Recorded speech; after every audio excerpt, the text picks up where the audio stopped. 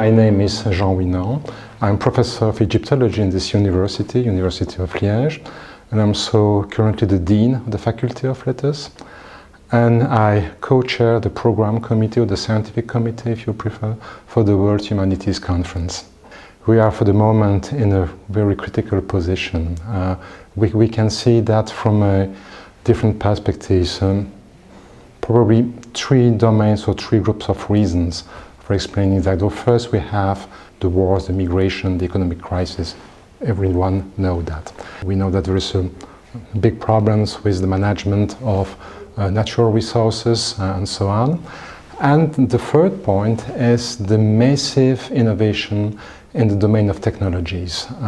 For instance, in medicine, with the nanotechnologies, the nanosciences. We also have now what we call the big data management, which is the possibility we now have to manipulate a vast amount of data and to make cross-references. And all these domains create, in my opinion, a kind of anxiety in society. And my conviction is that human sciences, humanities, can have a more active role in helping people and policymakers to better define the sense in our society. That was my basic assumption. I did the Faculty of Letters, but I'm so deeply involved in the management of the university. And so I know firsthand that what really matters now for the government bodies of university is the technical aspect of what we do in university. So exact sciences are decidedly front stage. And it's fine, of course, because we need new development in technologies, but we have a lack of sense. We need to decode our world, which is very complex. We live in a world full of symbols, and we have to deconstruct this, to find the meaning of it, and then to reconstruct this. And this is the job for the humanities. And now we are completely backstage, and we can produce in our universities and research centers verified technicians, people who can launch spacecrafts, if you want, who do wonderful things in the world of medicine. But how does it make sense in the world of today? And we need to bring this to the attention of the public. And in my opinion, we should implement a certain amount of social sciences in every possible curriculum. So even for the science of the engineer or mathematicians or the medicine training, they also need to be not only expert, we should also help them to become citizen with able of exercise their own criticism. Because I really feel that as we are not just specialists in a domain, so I'm Egyptologist and I'm doing my research in that field, but we are also citizens, and it's part of our duty to give something back to the public, that it's more that our research in our specialized domain. And so, because we are also intellectual, which is not exactly the same as philosophers, I would never pretend to be myself a philosopher, but I'm an intellectual, and so I can contribute to the development of society. So Egyptology is a word in itself, as you know. So you can be an archaeologist, a historian of arts, or specialist in history, or even geography or religion, but it was not my way. So I am a specialist in languages and texts. So I specialize in a stage of Egyptian language which is called Late Egyptian. It's a stage in the development of Egyptian that was spoken and written during what we call the New Kingdom, so 18 till the 25th dynasty in Egypt. So it's to illustrate it, the language that was probably spoken by very famous kings like Thutmose I, of Akhenaten, of Ramses II. They are very famous figures outside the small world of Egyptology. And so I specialize in the language, and I did a lot of studies in this. And my lab here in Liège is specialized in designing specialized databases.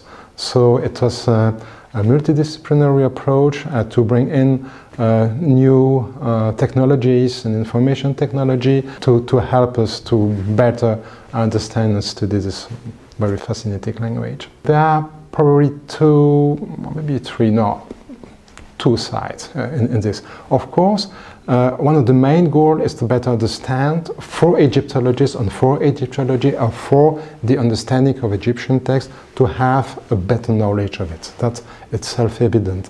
But also, as a linguist, we also participate. It's a typological point of view, if you prefer.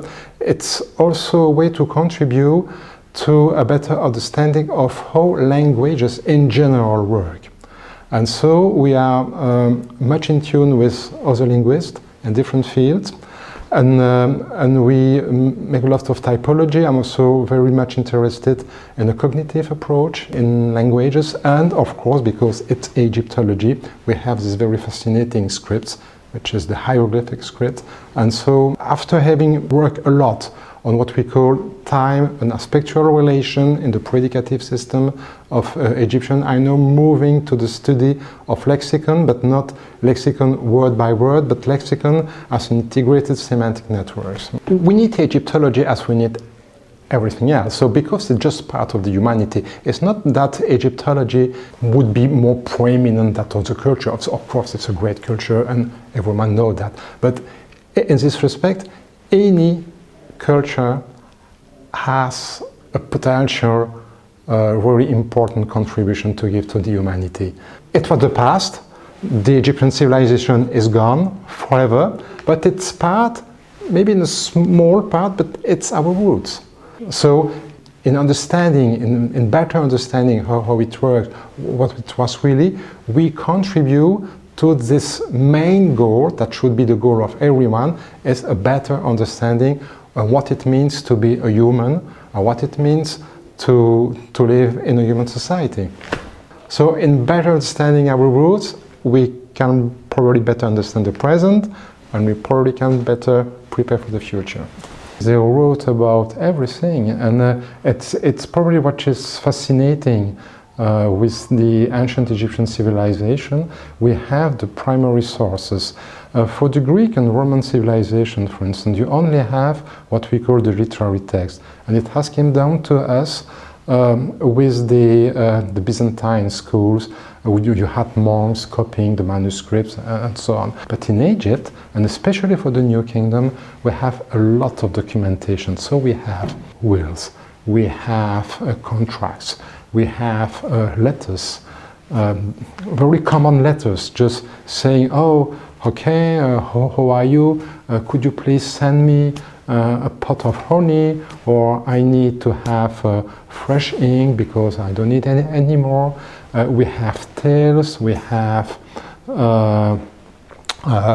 arithmetics, we have scroll with medicine. So it's the life just unrolling before you, and not something that was copied down for how many centuries. So it's not second, third, or fourth or fifth hand, it's first hand. It's the primary documentation, and that's make really this civilization not unique, because we have more or less the same kind of documentation for ancient Babylonia, but it's a real contrast according to what we have for Latin and Greek civilizations. What people know from ancient Egyptian writing is what we call the hieroglyphs. So the hieroglyphs, it is magnificent writing that was carved on the walls. For the everyday purposes, there was a different kind of writing, which we called hieratic. So it was written with a pen, an ink, on papyrus, on flintstones or tablets or whatever. And the hieroglyphs, it was the final end of scribe's education. So not every scribe reached this stage, but all of them could practice this hieratic script, which was needed for administrative purposes. And for this basic level, our assumption is that 1% of the population could actually write and read what was written. And for the higher level, so who was really able to read hieroglyphic inscription and compose new ones, probably one person out of this 100 person. That's very less. But for the administrative purposes, for the demotic, because it was demotic at that time, in every village you had at least 1 or 2 scribes, because it was needed just only for administrative purpose. And some women were literate, probably not that much, but the women were not excluded. The most important reason was what I learned probably has nothing to do with the scientific aspect in itself. It's more personal. Doing research at a high level teach you first humility before the facts, because the facts are irreducible, and to trying to really understand what it means, because we have a broken documentation, you know, we have lost a lot. If you, for instance, it's an approximation, of course, but we think, Egyptologists, that we probably have preserved less than 1% of the written documentation that was ever written in Egypt. So we have, it's like having a puzzle of 500 pieces and you got only maybe 20 or 30 pieces out of 500. And you're trying to reconstruct the picture. So, yeah, the stubbornness of the facts, because you always want to apply theories and then you check it with the facts, and you have to adapt your theories, because you can adapt the fact to the theories. You have to adapt the theories to the fact. It's better.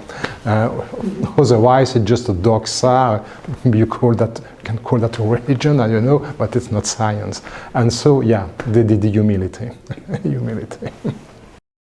Probably there much to, I wouldn't say much to learn, because it would be maybe presumptuous. Probably what's interesting in this civilization is a philosophy. It's not exactly a philosophy in a Western meaning of the term, but they have a very practical approach of life, and so how to behave in society.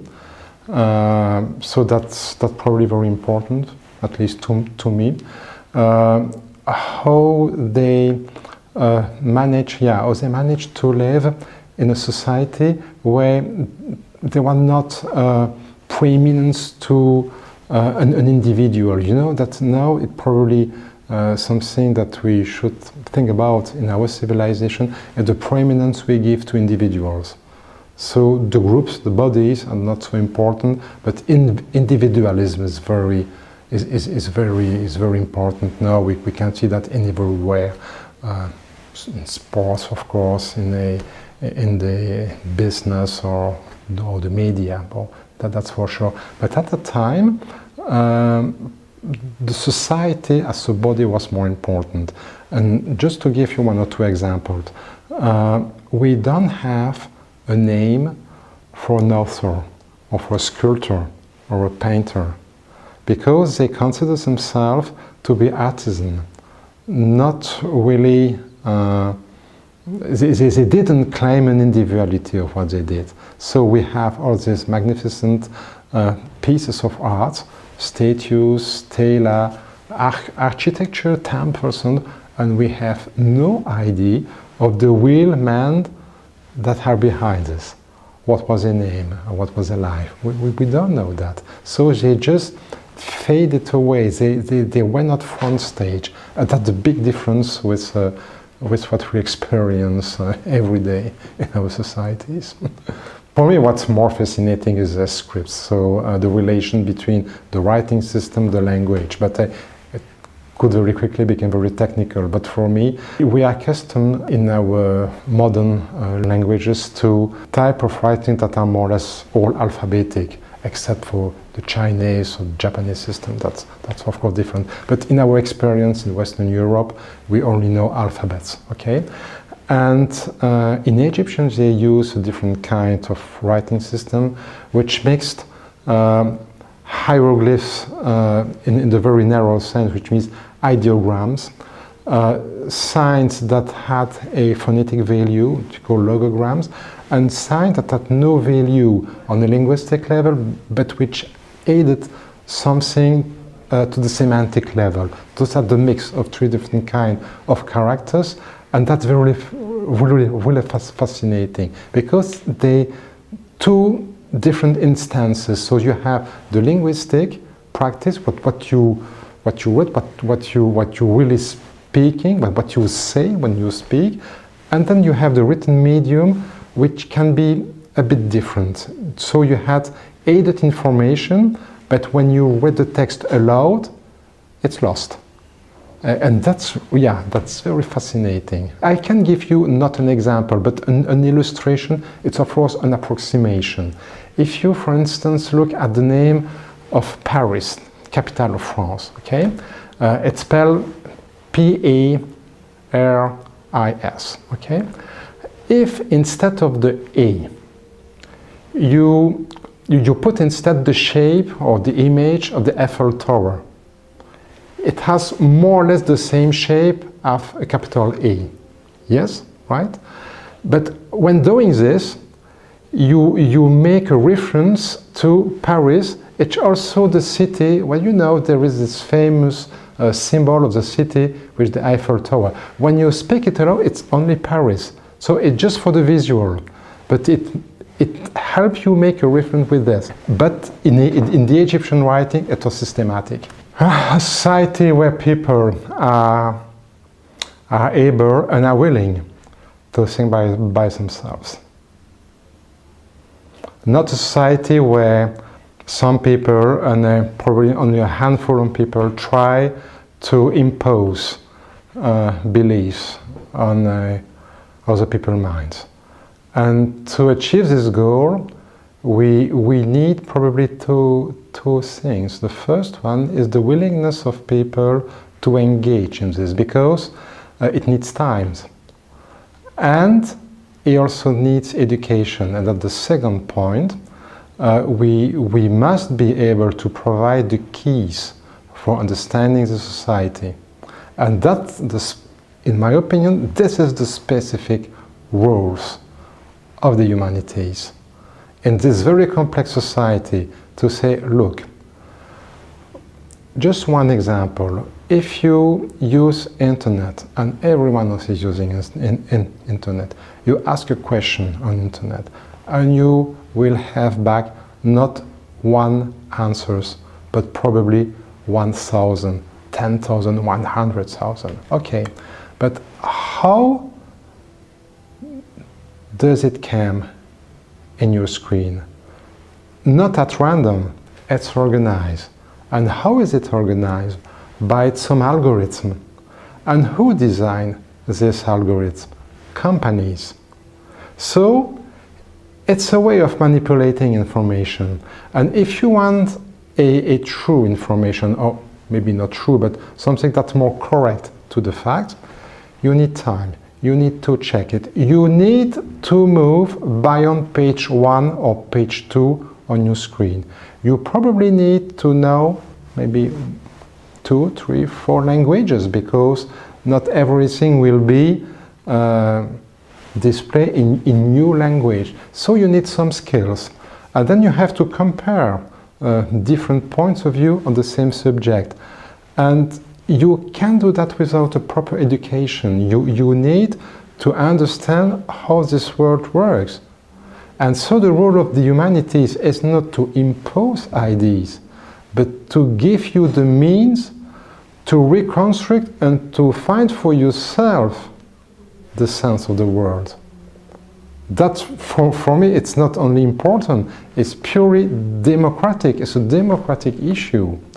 Or we will have a people of sheep. That's, for me, the real concern. And now, with the coming of this new era, with the big data, we now have the means just to control the information and to impose it on people's mind. So for me, this is an urgency to do so. It's a real democratic issue. Otherwise, we will move into dictatures. And dictature, it's not necessarily something that's political. this kind of control of human can be done by companies, for instance. If you look at these big companies that have, some of them have money that far exceed the budget of a national state. That's a concern. Justice, probably. And yeah, justice. Yeah.